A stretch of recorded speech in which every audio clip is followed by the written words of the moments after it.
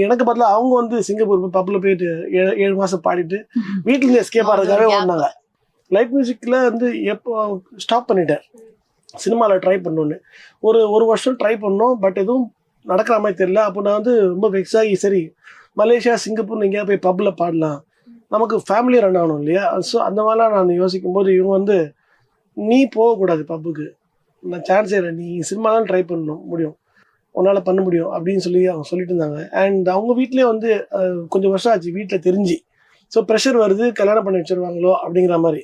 So அங்கேருந்து escape பண்ணணும்னு எனக்கு பதிலாக அவங்க வந்து சிங்கப்பூர் பப்ல போயிட்டு 7 மாசம் பாடிட்டு வீட்டிலேருந்து எஸ்கேப் ஆகிறதுக்காகவே ஓடினாங்க. நான் பிஜி முடிச்சுட்டு மாஸ்டர்ஸ் முடிச்சேன். முடிச்சு ஒரு 6 months அங்கே போயிட்டு வந்தேன். நான் போயிருக்கேன். நான் இப்போ நமக்கு டிஸ்டர்பன்ஸ் இருக்காது, நீ ஃபோக்கஸ்டாக உன்னோட கெரியரை பாருங்க.